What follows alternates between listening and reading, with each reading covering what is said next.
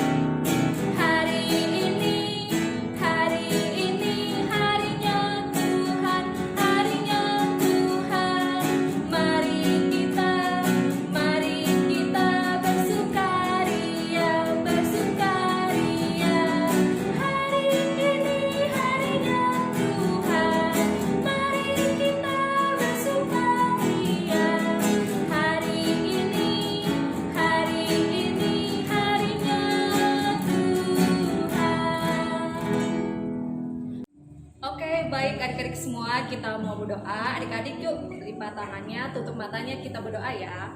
Tuhan Yesus, terima kasih karena Engkau masih sungguh baik kepada kami hingga sampai saat ini. Tuhan Yesus, kami juga mengucap syukur karena Tuhan masih memberikan kami kesehatan kepada adik-adik kami semua yang di rumah. Dan juga Tuhan, pada hari ini kami dan semua anak-anak di rumah juga mengikuti ibadah online sekolah minggu. Dan juga Tuhan, berkatilah ibadah sekolah minggu ini dari awal, tengah hingga akhirnya. Dan juga Tuhan, kami berdoa untuk kesehatan kedua orang tua kami. Biarlah Tuhan memberikan selalu kesehatan sehingga orang tua kami selalu ada bersama dengan kami. Terima kasih Tuhan, inilah doa dan ucapan syukur kami. Haleluya, amin. Amin. Oke adik-adik, kita masih tetap memuji nama Tuhan. Yuk adik-adik kita bangkit berdiri. Kita mau naikkan pujian, segala puji syukur.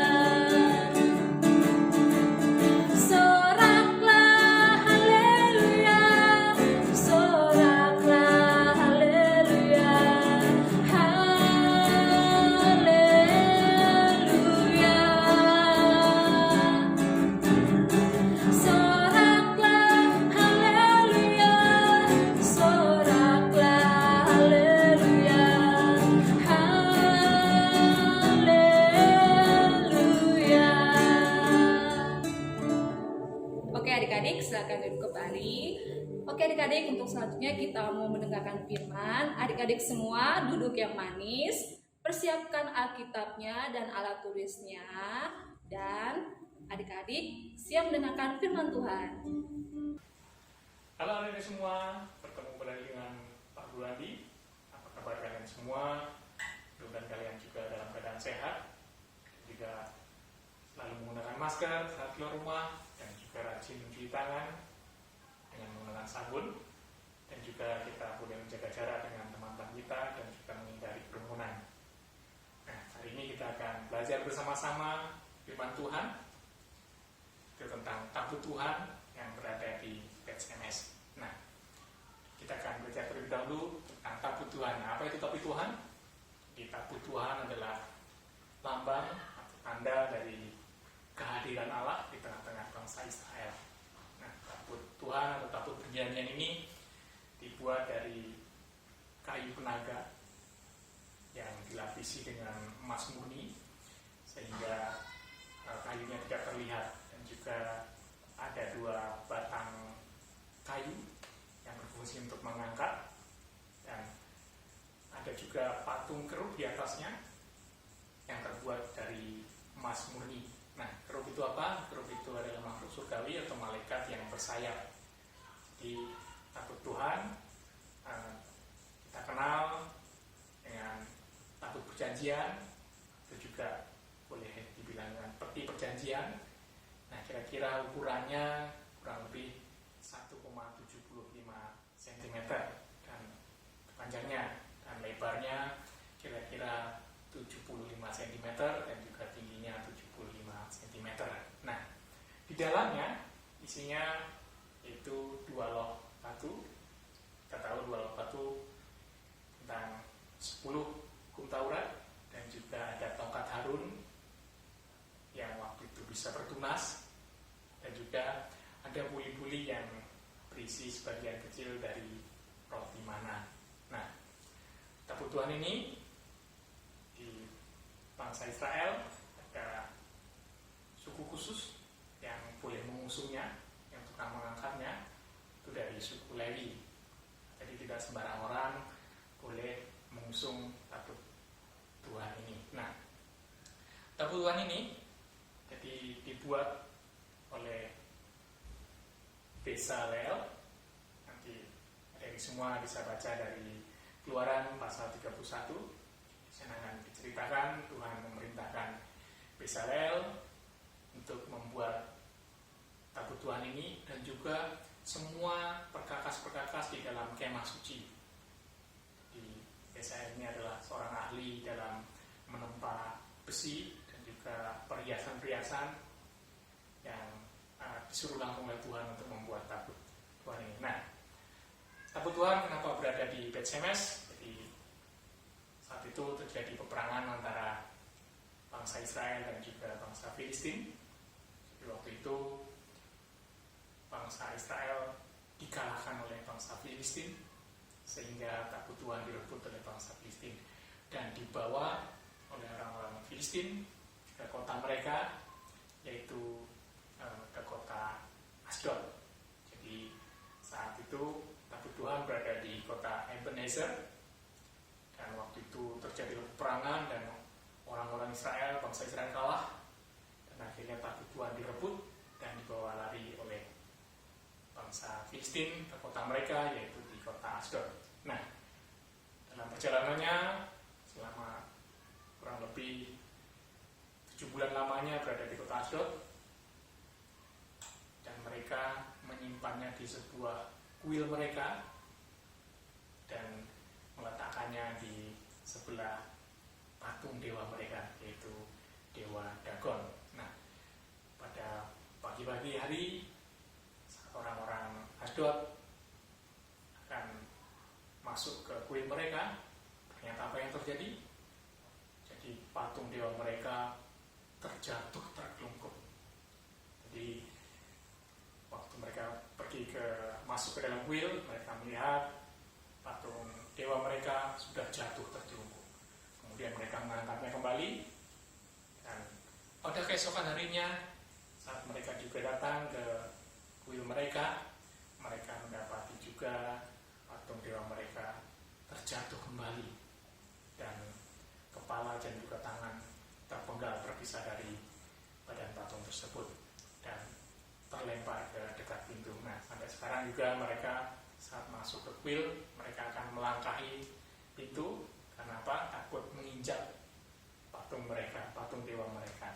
Nah, saat tabut Tuhan berada di tangan orang Filistin, itu murka Tuhan terhadap bangsa Filistin tandai dengan porok yang ada pada mereka. Jadi semua orang waktu itu di kota Asdod mendapat kutukan dari Tuhan, yaitu dengan apa? Dengan banyaknya luka-luka porok yang sangat menjijikan, dan juga itu terjadi kepada semua orang, anak-anak juga, pada orang tua, dan semuanya mereka terkena itu. Dan akhirnya mereka kemudian berembuk supaya apa? Jadi tabut Tuhan tidak berada di kota mereka. Kemudian mereka memindahkannya ke kota yang lain. Jadi kemudian mereka memindahkannya ke kota Gad. Nah, saat di kota Gad pun juga demikian. Jadi setelah tabut itu dipindahkan ke kota Gad, jadi anak-anak dan juga orang dewasa di kota Gad juga mendapatkan kutukan dari Tuhan berupa apa? Berupa borok-borok di tangan mereka. Jadi mereka banyak lukanya kembali di kota Gad. Nah, dan juga banyak juga hama tikus. Jadi setiap kali tabut Tuhan dipindahkan dari kota satu ke kota yang lain, maka kota tersebut mendapat kutukan dari Tuhan. Nah, terakhir kalinya setelah dari kota Gad, mereka pindahkan kembali ke kota yang bernama Ekron. Jadi di kota Ekron juga terjadi demikian. Jadi mereka mendapatkan kutukan dari Tuhan karena keberadaan tabut Tuhan itu. Nah, kemudian orang Filistin berebut dan mengumpulkan raja-raja yang ada di Filistin. Jadi waktu itu ada 5 kota, dan juga setiap kota ada seorang raja dan mereka diajak berunding untuk supaya kutukan ini terlepas dari bangsa Filistin. Dan mereka berencana untuk mengembalikan tabut Tuhan itu kepada bangsa Israel. Nah, raja siapa saja yang waktu itu berembuk? Waktu itu ada raja dari kota Asdod, dan juga dari Gaza, ada juga dari Askelon, juga dari Gad, dan yang terakhir dari Ekron. Nah, saat mereka berunding, mereka kemudian memanggil para imam dan juga ahli-ahli sihir. Jadi mereka mengatakan kepada imam dan juga ahli sihir, bagaimana nih caranya supaya kita terlepas dari kutukan Allah Israel. Jadi kemudian para imam dan ahli sihir menyarankan untuk supaya tabut Tuhan dikembalikan kepada bangsa Israel dengan cara apa? Dengan cara dinaikkan ke kereta yang ditarik oleh 2 ekor lembu, dan syaratnya adalah mereka juga harus membuat kereta yang bagus, yang baru, dan juga lembu yang sedang menyusui. Nah, dan juga mereka harus menyertakan bongkahan emas atau emas yang digambar dengan borok-borok dan juga tikus sebagai simbol atau lambang dari kutukan yang telah mereka terima. Nah, jumlahnya berapa? Jumlahnya juga ada 5. 5 itu mewakili dari 5 raja-raja, 5 daerah yang ada di Filistin, yaitu tadi dari kota Asdod, Gaza, Askelon, Gad, dan juga kota Ekron. Nah, kemudian mereka membuat membuat kereta yang baru, dan juga menempa emas dengan gambar borok dan juga gambar tikus, dan juga berjumlah 5 buah, jadi mewakili dari 5 kota-kota yang ada di Filistin. Nah, kemudian mereka membuatnya dan mereka meletakkan tabut Tuhan. Di sampingnya ada peti yang satu yang berisi tadi emas, dan juga ditarik oleh 2 lembu yang tadi sedang menyusui. Anak-anaknya dipisah dan dikandangkan. Nah, lembu ini kemudian diarahkan menuju kota Bet-Shemesh. Nah, saat perjalanannya, di kelima raja dari kota-kota yang tadi mengikuti kereta yang ditarik oleh 2 lembu itu tadi. Kemudian sesampainya di perbatasan kota Bet-Shemesh dan memastikan kalau kereta lembu tersebut boleh berjalan lurus ke kota Bet-Shemesh dan sudah diterima oleh bangsa Israel, maka kemudian raja-raja bangsa Filistin tadi kembali ke Ekron. Nah, saat berada masuk ke daerah Bet-Shemesh, akhirnya waktu itu bangsa Israel saat sedang panen gandum, jadi mereka kemudian melihat ada kereta berisi tabut Tuhan.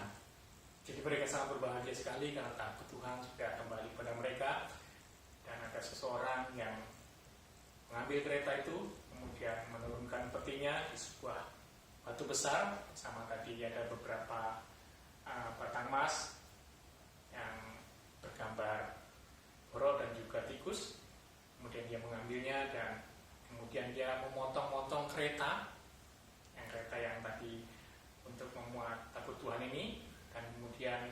memotong juga 2 ekor lembu yang tadi dipakai untuk membawa kereta yang berisi tabut Tuhan ini, dan kemudian menyembelih lembu ini dan kemudian membakarnya untuk sebagai persembahan ucapan syukur kepada Tuhan karena tabut Tuhan sudah kembali pada mereka. Nah, dengan ucapan syukur ini mereka beri bersukacita dan mereka percaya bahwa Tuhan berada di pihak mereka. Namun apa yang terjadi? Jadi ada beberapa di antara mereka yang kemudian melihat isi ke dalam isi tabut Tuhan.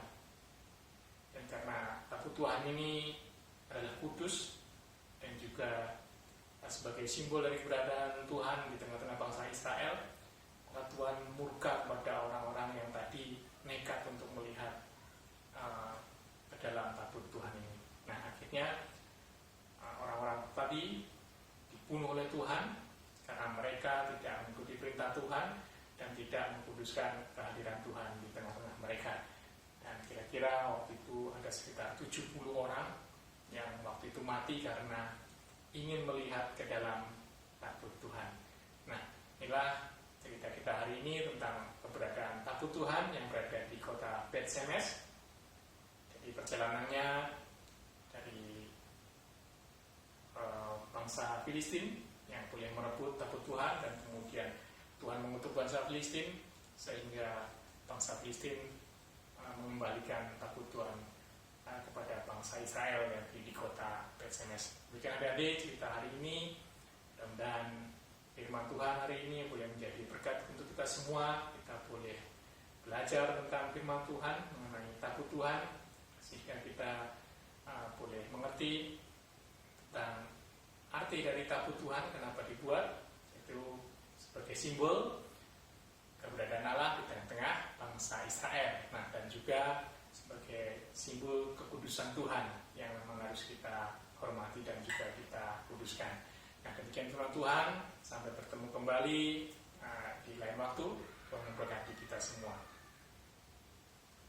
Baik, adik-adik sudah mendengarkan firman kan dari Pak Guru Andi. Baik, yuk kita selanjutnya mau memuji nama Tuhan kembali. Adik-adik kita nyanyi bersama, kita nyanyikan lagu Yesus Cinta Semua Anak.